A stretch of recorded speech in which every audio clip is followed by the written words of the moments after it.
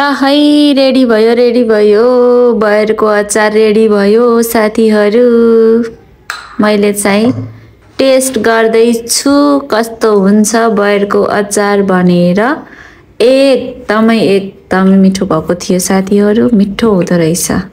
बयरको अचार चाहिँ यति भयो एउटा डब्बामा।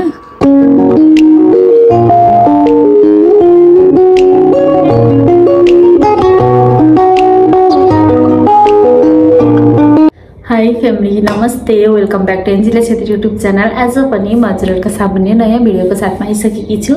आज चाहिँ हामीहरूले यो बयरको अचार बनाउँदैछौँ। यो बयर चाहिँ पुराले टिपेर लिएर आउनुभएको रहेछ, यति धेरै छ। अनि यसको अचार बनाउँदैछौँ आज। हजुरहरूलाई म देखाउने छु रेसिपी।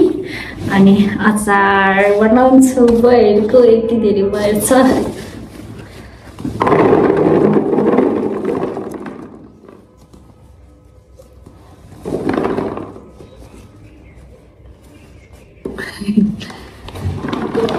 मलाई जस्तो देखेको भयो त अचारको रेसिपी मैले लिएर आउँछु, हेर्नु होला। लु अब चाहिँ यो बयरलाई मैले मजाले धुन्छु।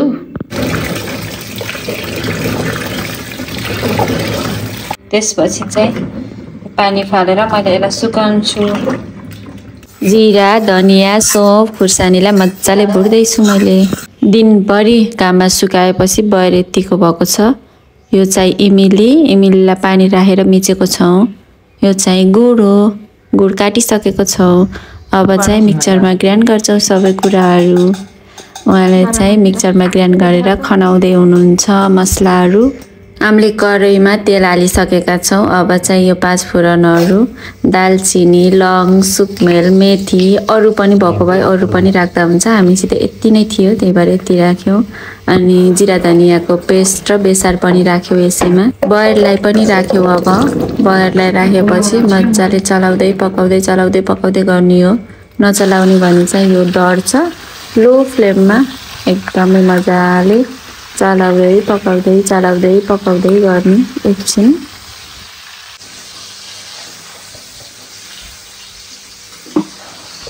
अब एकछिन पछि चाहिँ यो बयरमा मसलाहरू राख्ने बेला आयो। अघि नै पिसेर राखेको मसलाहरू राख्यौँ। त्यसपछि यो गुड पनि राख्यौँ। अनि यसमा इमिली पनि राख्यौँ। सबै कुराहरू राखेपछि यो चलाउन चाहिँ छोड्नु हुँदैन। चलाउन छोड्ने हो भने डढिहाल्छ। अनि यो चाहिँ चलाएको गर्नुपर्छ। यसमा चाहिँ हामीले नुन राखेका छैनौँ। नुन अनि अलिकति चिनी अहिले राख्छौँ। अहिले चाहिँ यति नै मसला राखेर चलाइरहेको छौँ।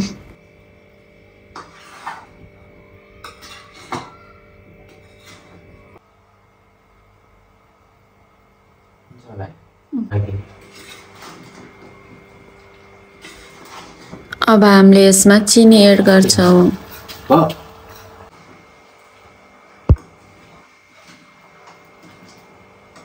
थोरै सबै कुरा राख्दा पनि खै किन थोरै भयो जस्तो, अपुडा भयो जस्तो भएको के।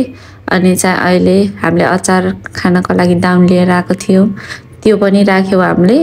अनि अहिले चाहिँ पुरा भयो, कस्तो राम्रो देखेको है, मिठो होला जस्तो तर राम्रो पनि देखेको। अघि न त मसलाहरू नपुगेर नै होला, थोरै राखेको थियो, सबै पुग्छ होला जस्तो लागेको। त्यही पनि फिक्का जस्तो भएको के। अनि फेरि पछि त्यो दाउन एड गऱ्यौँ। अब चाहिँ भयो मजाले। यो चाहिँ हामीले सेलाउनको लागि राखेको थियौँ। अब चाहिँ यो सेलाइसकेको छ। अब हामीले यसलाई डब्बामा च्याप्ने छौँ। हेर्नु न कति मजाको भएको छ क्या अहिले।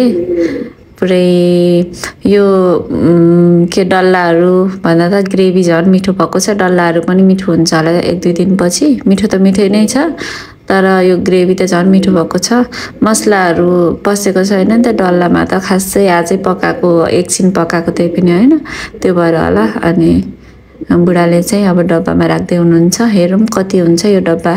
फुल भयो त हुने, हाफ भयो भने के गर्ने होला। फुल त हुन्छ होला भनेरै, यसमा अड्छ होला भनेरै फुल लिएर आएको छ न त। पुग्छ होला यो डब्बा, ठिक्क हुन्छ कि जस्तो लागेको छ। हेरौँ कति हुन्छ हैन। यहाँ चाहिँ एम्मी देखिएको छ। 2-3 दिनपछि त मजाको हुन्छ साथीहरू अचार। हजुरहरूले पनि यत्तिकै गराएर खानु होला। यसरी नै बयर छ भने यो बयर चाहिँ किनेको बयर होइन, यही हाम्रै वरिपरि भएको बयर हो, टिपेर लिएर आएको हो। अनि हजुरहरूको पनि छ भने बयर खानु होला। मिठो हुन्छ जस्तो लागेको थियो। अहिले मैले एउटा दुईटा चाहेको थिएँ। भित्रभित्र मसला त पसेको छैन बयरमा, 1-2 दिनपछि त पस्छ होला, तर मिठो भएको थियो। एम्मी भएको छ साथीहरू, एम्मी भएको छ। अहिले मैले फेरि पनि खान्छु लास्टतिरको कस्तो हुन्छ अनि भन्ने छु हजुरहरूलाई है त।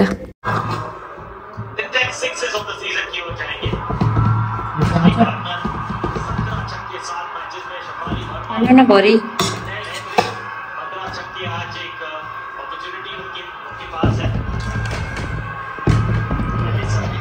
जगह पर दिया गया है हेनरी को। ये अच्छा शॉट है, फ्लैट बैट है, कोई फील्डर नहीं पीछे। वन बाउंस चौका, थोड़ी दूर थी छक्के से मारा। यस्तो गर्न त रेडी फ्लैट बैट ब्लॉक का फील्डर सर्कल में गति में परिवर्तन। गाइस साथीहरु यो बयरको अचार रेडी भयो। अब यो 4-5 दिनसम्म घाममा राख्नुपर्छ, त्यसपछि बल्ल खानाको लागि रेडी हुन्छ। अघि न पनि टेस्ट गरिसकेको छु एउटा दुईटा त। अब चाहिँ लास्टतिरको कस्तो छ भनेर मैले टेस्ट गर्दैछु। एम्मी देखेको छ कि यो मसलाहरू झन् मजाले भएको छ। मसलाहरू सबै मिक्स भएर मजाको भएको छ। अनि बयरमा फेरि भित्र चाहिँ पसेको छैन, बाहिर ठिकै भएको थियो। अहिले चाहिँ कस्तो रहेछ भनेर टेस्ट गरेको त ओहो, अहिलेको भन्दा त मिठो भएको रहेछ। लास्टको भएर पनि होला, मसलासित छ नि त यो, त्यो भएको भएर नि होला। एकदमै मिठो भएको थियो साथीहरू। अस्ति नै अमलाको गराएको थियो, अमलाको ठिकै भएको थियो। यो चाहिँ बयरको त एकदमै मिठो हुने रहेछ, एम्मी हुँदो रहेछ। हजुरहरूले पनि बनाएर खानु होला है त। आजलाई यति नै, अर्को भिडियोमा भेटौँला, बाइ बाइ।